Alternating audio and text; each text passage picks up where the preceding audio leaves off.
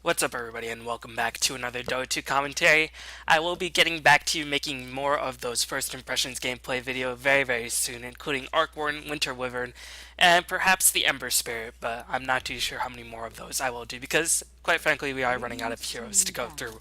But I mean, if you're liking these types of plays, I could do some informal guides to other heroes that I think are cool. But if not, I mean, I can just keep doing Dota commentaries. And this is going to be a match from the Raidcall D2L League Season 3. This is a match between Navi and Liquid. Now, Liquid has not looked that sharp ever since returning to G1. It seems like they are struggling a little bit, maybe trying to find their form, maybe trying to experiment with some strategies that they found out in China, but whatever the case is, they definitely have not been looking as strong as they did before they went out to China. So we're going to have to see if they can recover. Meanwhile, Navi has been looking a lot more powerful. Even though they did lose to Alliance, I think they're winning a lot of their matches. I know on this stage they actually managed to beat Alliance in the Star Ladder match. So we're going to have to see if Navi can keep up their hot streak and show some good form before heading out to China themselves for their show match dates in, I think, the end of June, where they go to China and play some show matches. But we're going to have to wait and find out. And this game, of course, was played with the old patch. I know the new patch is out, but I'm going to be going over a couple more series that went with the old patch, so this is going to be one of those games. Navi, since they have the second pick, they're going to have the Wisp with their first choice, look to ban out the Barrier with their second choice. Meanwhile, Liquid, saying that they have first pick, going to ban out heroes that they don't particularly want to play against and don't want to have Navi pick up. They're going to ban out the Nyx as well as the Clockwork. Meanwhile, Liquid, we're going to see what they're going to open up with. It's going to be the Lifesteal for TC and Navi. Will they get their hands on Rubik that they really like to place a high priority on, or are they going to go for some other core lineup, maybe something like a Gyrocopter in conjunction with a Dendi hero? But yeah, thanks for all the support recently. Please do follow my Facebook and Twitter for more recent updates on when I'm streaming, because I actually stream pretty regularly these days, and I always post on Facebook and Twitter. But hopefully you guys can keep supporting me, as I might be out of commission for a bit due to some medical things, but hopefully if you guys keep watching, I'll be able to sort of move that behind me and keep going. So yeah, as always, thanks for helping out, and keep up with keep up with the sport, guys. It really means the world to me. But meanwhile, Navi taking quite a bit of time looking to think what they are looking to pick up their next two choices, as I've got to imagine Rubik is going to be a choice, and maybe Magnus, but I don't know. I remember Dendi says he doesn't particularly like playing Magnus. I don't know if it was because of the ridicule he got for missing some RPs here and there, but it just doesn't feel like a Dendi-esque hero. It doesn't really have a lot of steamroll capability where Dendi can just go buck wild on everybody. I mean, you can go buck wild on the Magnus, but it's not as cool as if you do it with a Puck or a Queen of Pain or anything like that, who can do it a lot more frequently. So Navi gonna pick up the Gyrocopter for Havost most likely. Gyrocopter has been one of their trademark carries these days, as they definitely like damage. They're gonna pick up Visage as well, so they're gonna get a really strong support backline in the form of Visage to add to a potential aggressive Trilon, and also to perhaps deter Liquid from going aggressive Trilon. And keep in mind, Visage is a hero that, even though he does snowball if he managed to get going with an aggressive Trilon on the back of Soul Assumption doing a lot of damage, he doesn't really need to get that far ahead, because he can just, even as he levels up, he scales pretty nicely, because you get more mana, casts more Soul Assumptions, and Soul Assumptions will remain relevant for the majority of the game just because of how low the cooldown is. And the Familiars, of course, are quite powerful. They do a lot of damage. The stuns are very useful, and he is naturally very tanky as a support, and if you combine that with the Grave Chill draining the attack speed of carry, he is a support that scales well to all portions of the game. Although, if you do put him in an aggressive challenge situation, you obviously do want to get kills. But in conjunction with the Gyrocopter against the Lifestealer, I don't know if Navi are going to look to go on the offensive, because dealing a lot of magic damage against the Lifestealer isn't always the best option. But Liquid gonna pick up the Rubik themselves and gonna secure the Storm Spirit to synergize well with the Lifestealer, as well as giving them one of Korok's favorite mid-solo heroes. So right now, Liquid, not really sure whether they're going to go aggressive or defensive. they have a lifesteal, so they do have the option to go on the offensive, but Gyrocopter and Visage can just drain down the support's HP so very quickly if lifesteal can't pick up a kill. And Navi gonna pick up the mid-solo hero for Dendi in the form of the Puck, the Fairy Dragon. Should beat the Storm Spirit in the middle lane, and if he manages to get a fast dagger, could cause a lot of problems for Liquid, because one of the best ways to bypass the lifestealer's innate tankiness is just to make sure he never casts Rage, and you can do that by blinking in silence, and that means he can't cast Rage for a couple seconds, and those couple seconds could determine the outcome of a significant team fight. And of course, in general, Puck does beat Storm Spirit in lane. He isn't that easily ganked by Storm Spirit or Lifesteal if his reactions are good in the form of the phase shift, but Storm Spirit always will be able to cause havoc wherever he goes, assuming he gets off to a good start. And Puck's initiation is just really, really strong, especially when it's synergized with Gyrocopter's cooldown, his flag cannon, with a wide variety of his skills. So I think Puck is definitely a solid option for Navi in this situation. Meanwhile, both teams banning out heroes that they feel like the opposing team would like to pick up themselves. Liquid banning out Shadow Demon, so clearly they fear the ganking pressure they might apply to Korok in the middle lane. Also, they don't want to have the setup for disruption into Rocket Barrage damage, and also Shadow Demon does do quite well against Lifestealer. If you purge him through the Rage, then although Lifestealer won't be able to take that much damage, he'll be extremely slow, and if he is slow, Lifestealer won't be able to catch up to speedy heroes like Gyrocopter, Visage with the Grave Chill, and Puck, who's just incredibly mobile. And you know, Navi banging out the Nature Swap, knowing it's one of Bulba's trademark heroes, and recognizing that Liquid currently do not have an offlane choice or a Bulba hero. We'll see if they decide to go for other bans similar to that vein, and looks like they are going to do just that. Since Liquid already banned out the Clockwork, Navi going to ban out the Darkseer, saying, alright, how are we going to pick for Bulba? Are you going to be forced to go aggressive with Bulba playing an offensive hero, or are you going to just pick a hero that's outside of Bulba's comfort zone? And that has yet to be determined so far. Meanwhile, Liquid going to ban Jakiro as well, so I guess they fear the range that Jakiro provides and the AoE, especially in conjunction with the Dream Coil. That AoE could be very, very difficult to deal with. And Liquid also banning out the Lone Druid for Navi, recognizing, okay, Navi, you don't have an offlane hero yourselves, so we're just going to get rid of that from the pool. And, I mean, we're not going to pick it up ourselves, so might as well make sure you don't get it.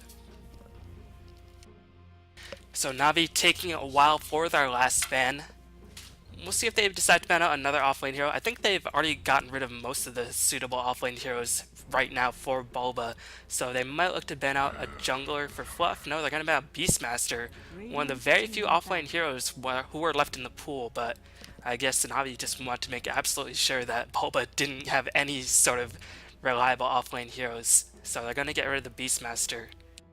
And I'm not too sure how Liquid will respond with our offlane choice. It's going to be very, very difficult to predict. Maybe they're going to be forced to pick a jungler, but even then, I don't know, it's very difficult to call. They could go for something crazy like a Tidehunter, but it looks like Magnus is going to be the choice. I completely forgot about Magnus, but Magnus can offlane, but this also might indicate that Liquid might be forced into an aggressive situation. I think Navi respect that. They're going to go with the Treant Protector pick, which is a very defensive hero by nature. But with the Magnus choice, I think Liquid have sort of shown themselves that they are going to go offensive with their challenge, so they can get Magnus a suitable matchup in a 1v1 solo situation, and Storm Spirit a suitable matchup in a 1v1 solo situation. So I don't know about this Magnus choice. It does do quite a bit, but I think it pretty much gave away Liquid's entire game plan, at least in the laning phase. And Lifestealer doesn't do that well against Treant Protector's living armor, because his damage does come from physical damage, and I mean, the refract or the living armor will just negate a large portion of the damage that Liquid could possibly contribute, because Rubik, in conjunction with Lifestealer, the damage pretty much comes from Lifestealer by himself, and living armor will just make that very obsolete unless Liquid pick up a very aggressive tri-lane support. And I'm not too sure who's left in the pool that Liquid could possibly pick up. And of course, this is assuming Liquid do go on the offensive with their tri-lane. They could put Magnus in the offlane, but Magnus really not as strong as he was in the offlane than he was about 6 months ago in the older patch, back when ancient stacking was super powerful, and Magnus had that 1200 range on skill at every level. But these days, Magnus has that 600 range on skill at level 1, and Visage can definitely punish Magnus if he's out of position, especially conjunct with Tree with that nice slow, and Gyrocopter with his nice move speed. Magnus could be in a lot of trouble if he is sort of sent to the offlane to die. So Liquid gonna pick up Leshak, perhaps looking to push in the defensive line, also to give him a bit more damage in the aggressive line. I'm going to be more inclined to believe that Liquid are going to go in the offensive, but I don't know how much they can do against a Treant Protector Visage Gyrocopter tri-lane. 5 seconds remaining. So Navi, thinking long and hard about who they want to go up against with their own offlane choice, unless they go for an offlane Treant Protector. I'm more inclined to believe this is support Treant Protector, but in a 1v1 matchup, I think Treant Protector could do very well in an offlane situation.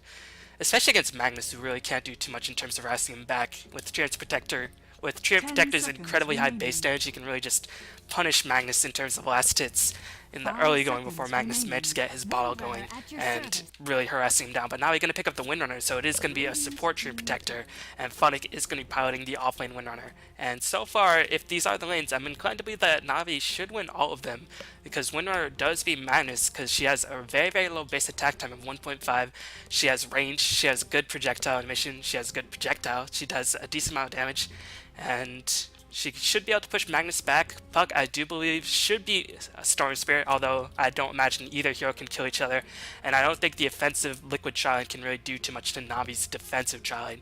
So if all goes according to plan, Navi should theoretically win every single lane, and of course that is assuming that this all goes to plan, as it looks like Funnick does have that Stinger bow for Windrunner that gives Power Shot a weird custom animation, because I got that Windrunner bow and it's just really weird. She like directs the bow off to the side and then she pulls it in front of her. It's a really odd Power Shot animation. But anyway, introducing the players and teams, we're going to have TC playing one of his trademark heroes, the Lystor. Korok is playing the Storm Spirit. Fluff is playing the Rubik. Bulba is going to be playing the Magnus, and IX Mike 88 is going to be piloting that Leshak. Me on the side of Navi, we're going to have Puppy handling the Treant Protector, Havos is playing the Gyrocopter, Dendy is playing the Puck, Kuroki is playing the Visage, and Funnick is playing the Windrunner. And it looks like Liquid are going to go defensive their tri-lane, so maybe they realize that if they went on the offensive, they would potentially lose every lane. So this way they can win one of their lanes and perhaps rotate their supports and gank the middle lane. So I like this decision by Liquid a bit more, but they are going to have to sacrifice Magnus quite a bit in order to make this work, and Magnus, Bulba is just not going to have a good time, because Magnus, one of those offlane heroes who can't really easily switch into the jungle like a Furin, a Darkseer, or a Lone Druid can. Or like a Clockwork who doesn't need that many levels, he can still do a lot. Magnus is a hero who wants levels as well as items to succeed. And in this game, I'm going to find it very difficult for Bulba to actually pick those up. So we're going to see how fast Liquid can push down this tier 1 tower to open up a little bit of map, as Bulba going to be caught out a little bit, has not yet scaled a point, but Puppy only has that point in living armor, no point in leech seed, so Bulba just going to gallop on out of there and should be a-okay.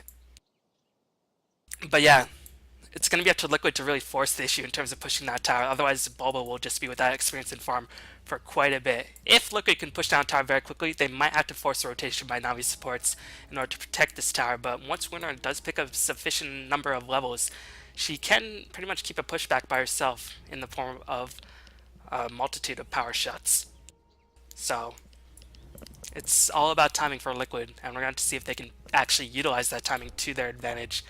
Just checking out the items, Puppy, once again, proving to be very poor, has once again pulled Dendy, 2 sets of regen, a Salva as well as a Tango, recognizing that the mid lane matchup, if Korok gets off to a good start, that could perhaps really cripple Navi by quite a bit. And meanwhile, Korok not being as lucky, not getting anything pulled towards him, so Puck should actually win this lane quite convincingly. He has 63 damage compared to Korok's 53, so a 10 damage increase, and of course has that Salva to play around with. And meanwhile, Korok, no regen and no fast ball rush, so his bottle should be heavily delayed. Although he does have that static remnant, so Storm Spirit really can get some form of CS reliably, even if he can't get the last hits in the form of his auto attack. And Liquid supports, I expect that they have a Smoke of Deceit to look for a gank in the middle lane. Yes, it does look like Rubik does have that Smoke of Deceit to perhaps go around and try to gank the Puck off, although it will be difficult because Puck by himself is a naturally very hard to gank hero. But if Liquid can time the gank appropriately and wait for Denny to use his orb, they can potentially wrap around with the Smoker Seat and use Telekinesis into Splurth into a lot of burst damage to really clean up Puck. So Denny is going to have to watch his mana conservation very, very carefully. And Navi not choosing to place any wards to protect Denny on the bottom lane. I think they were probably inclined to believe that Liquid were potentially going on the offensive like I was, but they're going to place wards to protect their own defensive trialing and really secure Gyrocopter a lot of farm.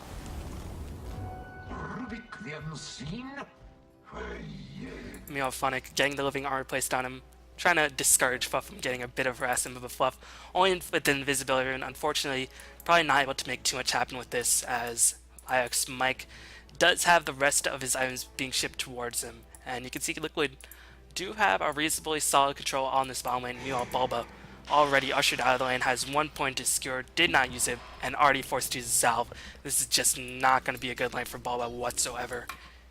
And Bulba, this is just, if he doesn't get any room to farm up, he won't be that useful because, again, Magnus wants that dagger.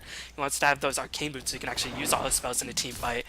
And meanwhile, Kuroki just doing a nice job harassing him, has 2 points into the Soul Assumption charge if he wants to throw on a bit of a nuke, but just choosing to tank the creeps. And actually, Kuroki's caught in a little bit of a chokehold. Unfortunate for him, as he took a lot of unwanted harassment of a Visage. Again, naturally very tanky, and Visage does have the ability, or have the tendency to get at least 1 point to Gravekeeper's Cloak very early on to make him even tankier.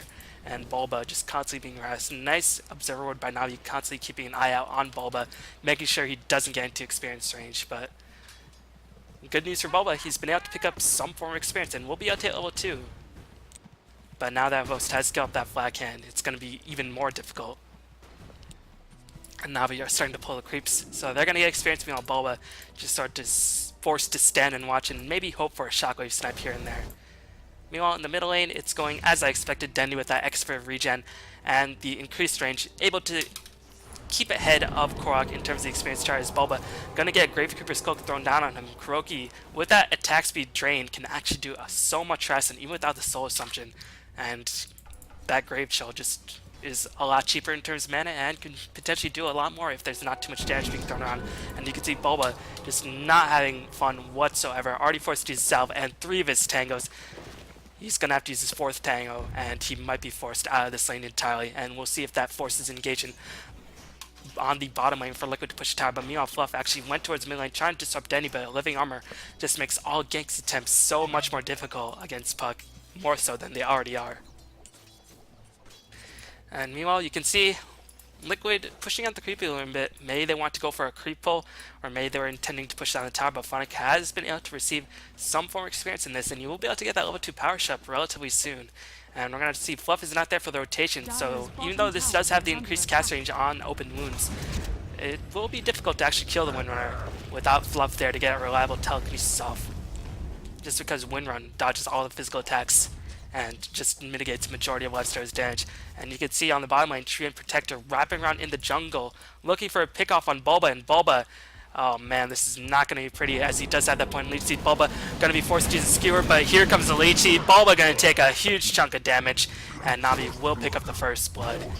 And this is just not going to be Bulba's game. Forced to use his 1 CS that he picked up to pick up a teleport scroll and try to do whatever he can to dissuade Navi from pushing down this tower, but I don't think Bubble will be any sort of luck. Puck has picked up his bottle. Korok not yet finished his bottle. He actually chose to get the Ring of Basilius first, choosing to get a bit of armor as well as a little bit of passive mana regeneration. This is not too common on Storm Spirit. Usually you want to pick up that fast bottle, or even the Null Talisman if you're getting pulled, but I've never really seen a Ring of Basilius rush. Maybe he wants that bit of armor against Puck's harassment, and if that's the case, good for him, but that does mean his bottle was delayed, and you can see Korok really not having a good time in terms of farm compared to Dendy. Only 3 CS difference, but the 5 extra denies that Dendy has really just is denying Korok a lot more. And meanwhile, this tower is getting pushed down slowly but surely, just constantly keeping Bulba back, and we're going to have to see how Liquid reacts. They do have a Leshrac, but they're not choosing to push the bottom lane in response to Navi pushing the top lane. So that means Lifesteal will be able to farm, but this will have to force the Liquid supports to rotate. Fluff does have boot speed up already. IX Mike, no items whatsoever. And Denny manage to pick himself up a regeneration rune and will be able to bully Korok even harder and should be able to keep up big experience advantage. But now that Navi has pushed down this top tower without them evening up the creep equilibrium towards their side, Bulba's at last able to find some form of CS. So there's always a bright spot, but for Liquid, and especially Bulba, that bright spot is looking pretty dim, all things considered. And now you can see evening up the creep equilibrium, gonna pull some creep camps, get the creeps denied, and then Bulba will just not be able to get that free experience, especially since he doesn't have that added benefit of going to the tower. And Funnick, in the meanwhile, rotating, will be able to scout out the runes, perhaps looking for a gank attempt onto Korok, as Dendy does hit level 6. Korok will get himself Dream Coiled, trying to maneuver himself so he won't get Shackle Shot, but he's not level 6, so he doesn't have that extra bit of mobility, and Funnick will pick up the last hit in the form of his right-click meal. Axmike rotating himself in conjunction with the Fluff, as Dendy will get lifted, but no Split Earth is there to follow him up. The Shackle Shot is going to disrupt Axmike's Split Earth timing, and Fluff will be pushed away. Dendy will get the Living Armor fortified on him, and Dendy does pick up a double kill in conjunction with the mid kill being picked up by Funnick. And this early game is going abysmally for Liquid. I'm not sure about the communication by Axmike in conjunction with Fluff. They got the telekinesis, but yet Axmike was just out of the cast range for the Split Earth. So if that was the case, a bit of miscommunication right there.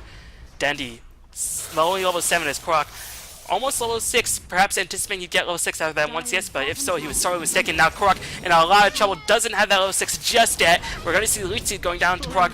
One more hit by Dendy will finish up the kill, as Puppy was there with the Living Armor with Leech Seed and was able to finish out Korok once again. And all the while, TC can only watch and shake his head as Liquid really falling behind in a huge way in the early stages of the game. If you fall behind in the early game against a Tree and a Visage, they're just going to punch you very, very hard, as Bulba forced to rotate to the middle lane to pick up some semblance of experience, but that's just going to deny Storm Spirit his own experience, and Storm Spirit not even level 6, whereas Puck already level 8. This is just not looking good for Liquid whatsoever. Denied.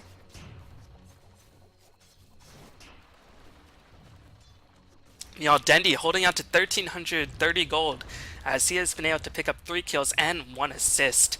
So he is well on his way towards finishing Blink Dagger, or get finish up the treads, but fast Blink Dagger against Storm Spirit could be very, very useful. Fluff only level 3 himself, and Funnick stacking agents, picking up whatever farm he can get, and Funnick level 5 is actually out-leveling the majority of Liquid's lineup, and Storm Spirit has just been able to hit level 6 in these neutral camps. But still, the impact that he can make is very, very questionable, because once he's out of mana, he can't really run away. He doesn't have enough to afford those boots of speed. So Navi looking in a commanding position, Havost farming all the while on the top lane. TC's been able to free farm quite a bit on the bottom lane, but still, Lifestealer, I feel like against this line can be kited quite severely, especially with Living Armor always going to negate a lot of TC's damage. But Bulba, now that he is level 4, has that second point to secure, is feeling a bit more confident to foray a bit deeper into Navi's territory, looking to pick up as much experience as possible, recognizing that he can't steal all the middle lane experience. But Korok, it seems like he just wants to farm some neutrals, recognizing that it is safer, since he doesn't have the boots to speed up just yet, and he will be able to clean up one more Centaur camp. But this is still not looking good. Axmike popping that level 2 Edict, but that Edict not doing as much as Axmike hoped because the glyph was used. And Funnick, level 6, closing on level 7, that level 3 or level 4 power shot will just melt those creep waves in a second. And Living Armor constantly being used by Navi to heal up these towers to make sure they're extremely difficult to break down. So Navi so far playing ridiculously well, and they are looking to keep up their momentum. Dendy already with the Blink Dagger in his stash, gonna continuously bottle crow since this is again pre-patch version. And Liquid TC holding on to 1700 gold. Is he gonna go for a Midas Rush? I'm not too sure if that's the best option, but may Liquid perhaps recognize that they can't really win the early game since they're so far behind. Might be more devoted to go for the late game, but actually TC will pick up the Magic Wand, give himself a bit of extra mana. So holding on to a lot of gold. Is it gonna go from Magic Wand into Midas? I don't know if that's the best option, but we're going to have to see. TC, of course, is 100 times better player than I will ever be, but I'm not really too sure why he's holding on to this much gold. If he wanted to pick up the hand Midas, he could have done so very early. He probably wouldn't have finished the phase boot. So this is clear that he's not going for the Midas, but maybe he's just not sure who he wants to go for, whether it be drums or straight up armlet. I guess he's waiting for an engagement, but if that's the case, looks like he has decided. He decided to go for the drums rather than going for the straight up armlet rush. And that will give him mobility, it'll give him a bit of extra HP, give him some more mana to chase, but it won't give him that extra bit of damage that can be needed to break through that living armor. So I think that is my big concern right there. But so far Navi has sort of scaled back in terms of their aggression, and they are winning quite a bit in terms of experience growth. Only Puppy is below level 6 on side Navi, meanwhile 3 of Liquid's heroes are below level 6 themselves, as Bulba has rotated to the middle lane to pick up some experience, meanwhile Stormsphere is rotating to top lane, recognizing that he can escape more easily than a hero like Magnus, with Dendi hiding in the shadows of the Smoke of Deceit, looking to engage upon Korok, and Korok could be in for a rude awakening. Korok currently has no knowledge, as meanwhile Havos will do a lot of damage to Korok right in the beginning. Korok will die to the Dream Coil in conjunction with the Waning Rift and the Illusory Orb, and Visage does pick up a kill on Leshrac on the back of his bird harassment. Damn, was not expecting that whatsoever. And living armor in conjunction with birds, never thought of this, but this gives the birds so much extra durability. TC was able to clean up one, but still devote a couple more extra attacks. So Kuroki, nice job microing, and he's holding on to a lot of gold. Could go for a very fast mechanism, as actually Funny is going for the mechanism, and Kuroki probably can go for Medallion to kill Roshan a lot quicker. And meanwhile, Dendi roaming in does not yet have the Dream Coil, but has that point to living armor. And the familiars are back, and they are wanting revenge. They're going to go on to TC. Shackle shot. What a hack shackle shot, as that managed to snag TC at a very, very odd angle. Fluff looking to teleport around there. Can't escape. Here comes Korok, as Leicester does buy himself back. Liquid desperately want to make up some experience growth, or some of the experience gap, by getting some of the levels or some kills on some high level heroes, but that living armor just again completely owning Leicester. The orb missing complete by Dendi. One more right click, but it is the power shot of Fennec that seals up the kill, and that buyback by TC just gonna mean that he's even further behind, 0-10 in favor of Navi, as Navi just rolling over Liquid, saying that Chinese vacation, you should have been practicing against Western teams instead of the Chinese, as we are a completely different beast. Radiant's bottom tower has fallen. But Havost was able to clean up the tower. Gonna go straight to the BKB rather than going for a greedy build. So this indicates that Navi looking for as many teamfights as possible rather than going for a Shadow Blade split push build. So Navi looking to end the game sooner rather than later, and TC, the fact of the matter is that he died, bought back, and died again, means that he's going to be heavily behind in terms of gold in comparison to Gyrocopter. Especially if you look at the net worth tab, you can see Gyrocopter at this stage of the game already has a 2.8k advantage over the Lifestealer, and both heroes had an equal opportunity to get a free farm, as Ix might going to get himself shackled up. Funix saying Windrunner is still relevant, and he is showing why, as they were able to clean up Leshrac very easily, and Dendi finishes off Fluff on the top lane. Liquid just getting completely demolished in the early stages of the game, and I don't really see an opening for Liquid to actually come back in this game. This is just not looking good, as another tier 1 tower for Liquid gonna fall off. Almost 10k gold lead for Navi, 12 minutes in the game. That is absolute domination. Experience advantage 8k at 12 minutes game, another form of domination. And Kuroki with the Medallion looking to pick off Roshan, and it looks like Navi are going to make their way towards that right now, and there's honestly nothing Liquid can do to contest them. They're going to smoke up. Looks like they want to contest this, as Magnus does that at the RP, but doesn't have enough mana to cast anything else outside of the RP. And just bottle up as BKB is finished up on Havos, and Liquid slowly but surely rotating their way, but there is a Sentry Ward by Navi that will spot out the Smoke of Deceit, since there's an Observer Ward as well. Fluff gonna roam in, does recognize that Navi's taking the Roshan. We're gonna see a blink in by Dendi, looking to pick off Fluff. Fluff will die to one more right click. Here comes Stormsphere with the Nyx infested inside him. They're going to kill up Dendi. Living armor was not utilized on Puck, but Overgrowth will be used to hold TC in place. TC looking to scurry on out of there, going to teleport out, and will be able to escape successfully. But all the while, Bulba being driven back solely by Havost with that finished BKB, has not even used a charge, as Bulba will be sieged down by Havost's living armor, who's able to take so much of the tower damage. And Sphotic chasing down Korok. Korok should be able to escape, but now he's still 1-for-1 engagement. And they got a Roshan to their name.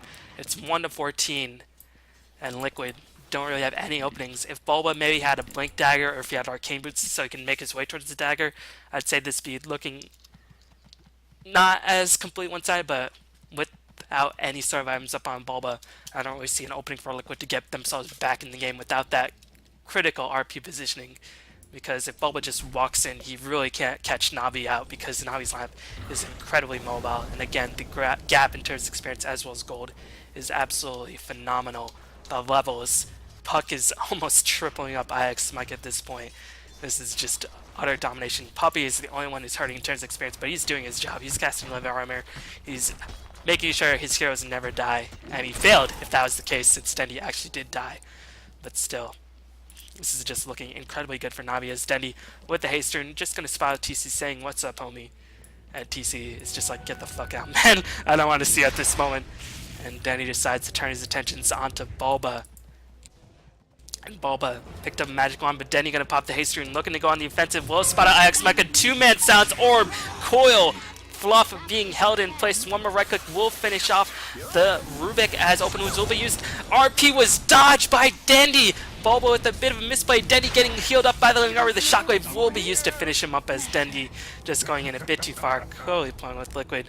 Got 1 for 1, and in the grand scheme, I think that's a good trade for Liquid, but still the sheer audacity of Dendy that diving into the tier 2 tower against 4 or 5 Liquid heroes just to pick up a kill. I mean, he didn't know that 2 of the Liquid heroes were there, like Storm Spirit.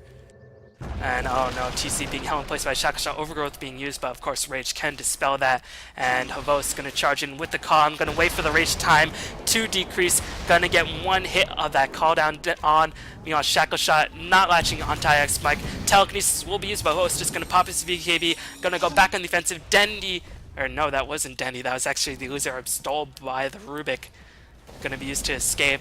Meanwhile, Bulba trying to get himself in good position. Avos will still charge ahead very bravely. Bulba just looking to delay Navi as much as possible. Going to skewer himself out to safety, but look at the damage Kuroki's doing with his birds. As Kuroki in a lot of trouble, Kuroki will die as Navi gonna bravely overcommit. And they are not looking good in these trades, but still, they are still very much ahead.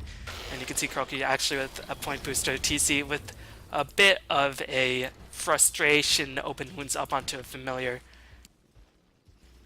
And the familiar just gonna fly out overhead. Here comes the Blinking Sands onto Croc. Call-down will be used as well. Croc will be able to escape the orb, just barely whiffing him as that one last ball lightning will allow Croc to escape from all sorts of trouble.